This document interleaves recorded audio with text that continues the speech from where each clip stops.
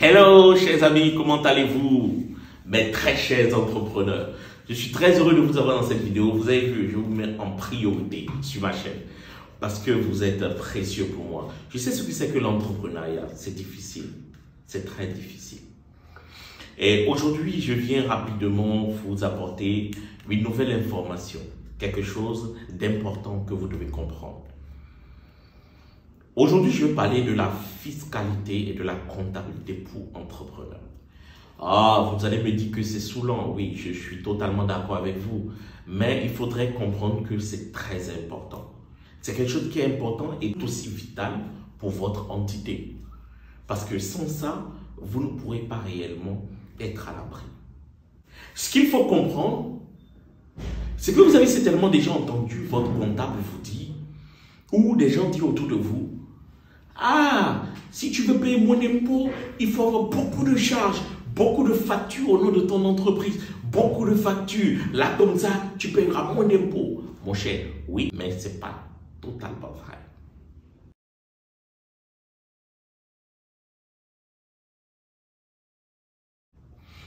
Quand on vous parle de charges, déjà, la première compréhension de mes chers amis entrepreneurs, et je suis aussi entrepreneur, mais à quelque part, c'est que vous allez tout de suite acheter des meubles pour dire vous êtes en train de baisser votre impôt. Non.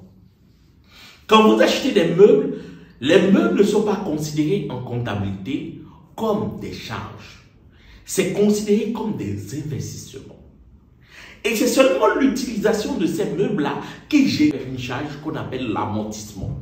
Et l'amortissement constitue en réalité, pour la plupart du temps, les 1/4 de la valeur de votre achat. Donc, si vous achetez quelque chose, vous dites, oh, je vais baisser mon impôt de 10 millions, je vais acheter du matériel pour 10 millions, ça ne baisse pas votre impôt de 10 millions. C'est faux. Ce matériel-là serait amorti et encore au prorata temporis du temps d'utilisation. Ça veut dire que si vous l'avez utilisé pendant 3 mois, on va amortir divisé par 4, multiplié par le nombre de mois d'utilisation divisé par 12.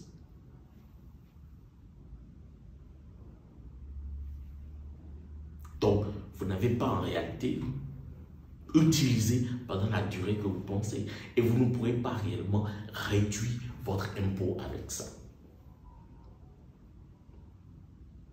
Sorry, des illusions. Je suis désolé parce que là, certains parmi vous, vous avez déjà commis certainement l'erreur en espérant pouvoir baisser votre impôt. Je suis désolé, mais c'est une fausse information.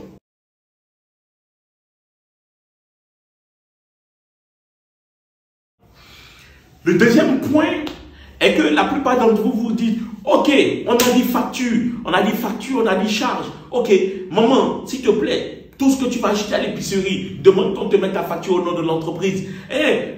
Bro, tout ce que tu vas payer comme essence, mets ça au nom de l'entreprise. Non, ça ne se passe pas comme ça. Même si ces factures viennent, si ce sont des factures qui ne cadrent pas avec votre activité, ces factures ne seront pas acceptées.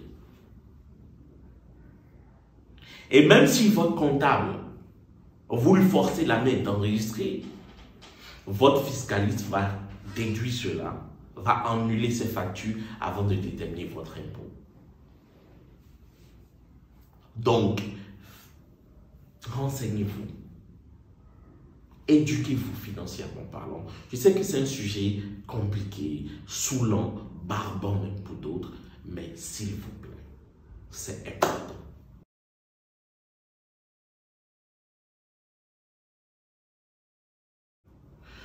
Le troisième et dernier point que je vais aborder avec vous, généralement vous dites à vos amis, oh, la facture Sénac de quand vous passez par le péage, oui, comme il n'y a pas de nom là-dessus, donne-moi ces factures, je vais mettre ça dans ma comptabilité, la facture de gasoil que tu as, donne-moi ça, je vais mettre ça dans ma comptabilité. Non, ça ne rentre pas.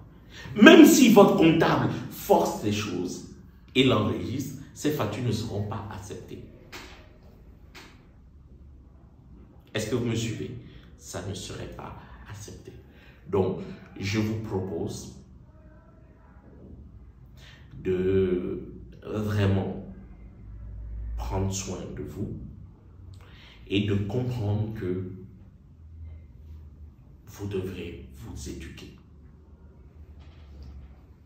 Éduquer, ça veut dire vous former. C'est ce que je veux dire par éduquer. Vous devez de vous former, de vous faire former par des gens, de suivre des formations. Ça vous sera fort utile. Mes chers amis, c'était Teddy Chacha. À la prochaine.